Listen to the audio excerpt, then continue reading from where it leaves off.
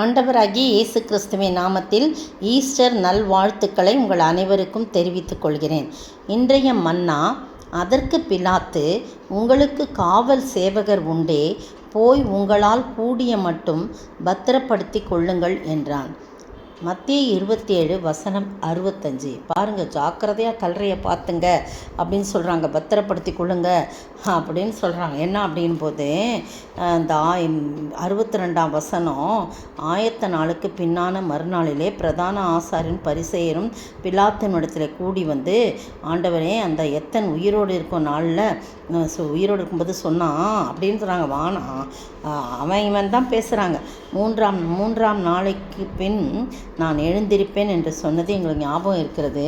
ஆகையால் அவனுடைய சீஷர்கள் ராத்திரியில் வந்து அவனை களவாய் கொண்டு போய் மரித்தொழுந்து எழுந்தான் என்று ஜனங்களுக்குள்ளே சொல்லாதபடிக்கு, முந்தின எத்தை பார்க்கலும் பிந்தின எத்து கொடிதாகாதபடிக்கும் நீர் 3 நாள் வரைக்கும் கல்லறையை பத்திரப்படுத்தும்படி கட்டளையிட வேண்டும் சொல்கிறாங்க.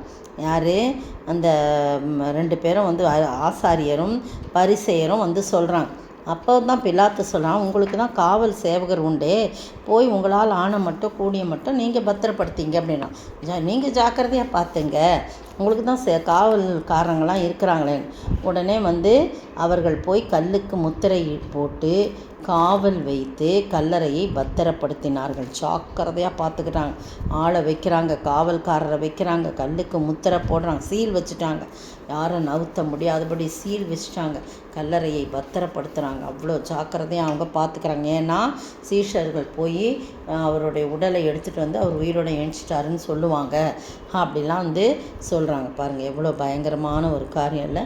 ஆனால் 28ஆம் அதிகாரத்தில் பாருங்கள், ஓய்வு நாள் முடிந்து வாரத்தின் 1ஆம் நாள் விடிந்து வருகையில் மகதலேனா மரியாளும் மற்ற மரியாளும் கல்லறையை பார்க்க வந்தாங்கள். அப்போ பூமி மிகவும் அதிரும்படி கர்த்தருடைய தூதன் வானத்திலிருந்து இறங்கி வந்து வாசல் இருக்கிற கல்லை புரட்டி தள்ளி அதன் மேல் உட்கார்ந்தான்.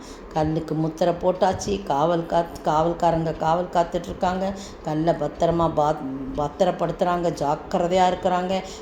எங்கேயும் தூக்கிட்டு போயிடுவாங்களோ, இயேசுவின் உடலை உயிரோடு எழுச்சிட்டாருன்னு சொல்லுவாங்களோ அப்படின்ட்டு அவ்வளோ ஜாக்கிரதையாக எல்லா பந்தோபஸ்துன்னு சொல்கிறாங்களே இந்த நாட்கள்லாம், அந்த மாதிரி செய்கிறாங்க.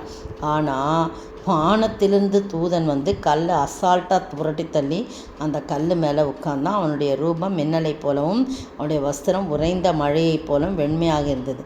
காவலாளர்கள் பயந்து திடுக்கிட்டு செத்தவங்களை போல் விழுந்தாங்களாம். காத்துக்கிட்டு இருந்தவங்க அத்தனை பேர் காவல் காத்துட்ருக்காங்க ஜாக்கிரதையோட. ஆனால் அவங்க இதை பார்த்துட்டு திடுக்கிட்டு செத்தவர்கள் போல விழுந்தார்கள்னு போட்டிருக்கு. அப்போ தூதன் அந்த ஸ்திரீகளை நோக்கி, நீங்கள் பயப்படாதீர்கள், சிலுவையில் அறையப்பட்ட இயேசுவை தேடுகிறீர்கள், அவர் இங்கே இல்லை, தாம் சொன்னபடியே உயிர்த்தெழுந்தார், கர்த்தரில் வைத்த இடத்தை வந்து பாருங்கள்னு சொல்கிறாங்க. அவங்க போய் பார்க்கும்போது சீலைகள் தான் ஒரு பக்கமாக இருக்குது, மற்றபடி ஆண்டவராகிய இயேசு உயிரோடு எழுந்தார் என்று சொல்லி அவர்கள் வந்து விசுவாசிக்கிறாங்க.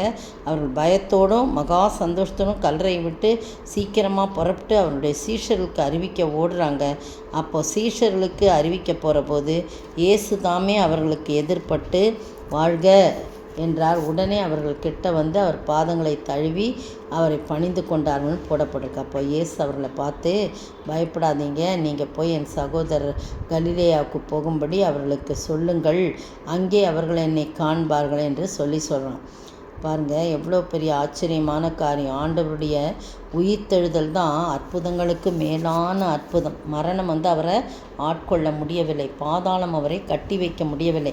எவ்வளவுதான் ஜாக்கிரதையோடு அவர்கள் காவல் காத்தாலும் ஆண்டவர் வந்து உயிரோடு எழும்ப வேண்டும் என்பது தேவனுடைய சித்தம்.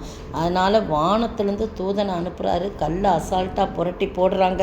வந்து அங்கே வந்து தூதர்கள் அந்த கல் மேலே உட்காராங்க. உங்களுடைய வாழ்க்கையிலும் என்னுடைய வாழ்க்கையிலும் எவ்வளவுதான் பெரிய பெரிய கல் வந்து தடையாக இருந்தாலும் ஆண்டவரிடத்திலே நாம் செபிக்கும்போது ஆண்டவர் அந்த கல்லை புரட்டி தள்ளும்படியாக, எல்லா வாசல்களும் திறக்கும்படியாக, அங்கு ஒரு உயிர்த்தெழுதின் வல்லமை விளங்கும்படியாக கிருபை செய்வார். நம்ம ஆண்டவர்கிட்ட மட்டும் ஜெபிக்கணும். ஆண்டவரே, என் கல்லை யார் புரட்டி தள்ளுவா? அந்த பிள்ளைகள், இந்த பெண்கள்லாம் யார் நமக்காக கல்லை புரட்டி தள்ளுவான்னு சொல்லி ஆதங்கத்தோடு போன அவர்களுக்கு ஆண்டவர் பாருங்கள், கல்லை புரட்டி தள்ளி அந்த கல்லில் இருக்கப்பட்ட இயேசு உயிரோடு எழுந்தார் என்று சொல்லி நம்ம பார்க்குறோம். அது யோவான் 20:20 பார்த்திங்கன்னா அது நல்லா சொல்லப்பட்டிருக்கு. ஆண்டவர் மெய்யாகவே அவர் உயிரோடு எழுந்தார். யோவான் 20 பாருங்கள், அதில் சொல்லப்பட்டிருக்கு.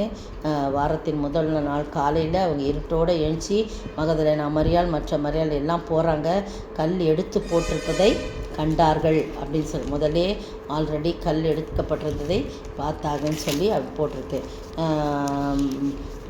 மார்க்கில் பார்த்திங்கன்னா, மார்க்கில் ஒரு விசேஷமாக அதில் ஒரு காரியம் சொல்லப்பட்டிருக்கு. மார்க் 16ஆம் அதிகாரத்தில் அதில் பாருங்கள், நான் வாசிக்கிறேன்.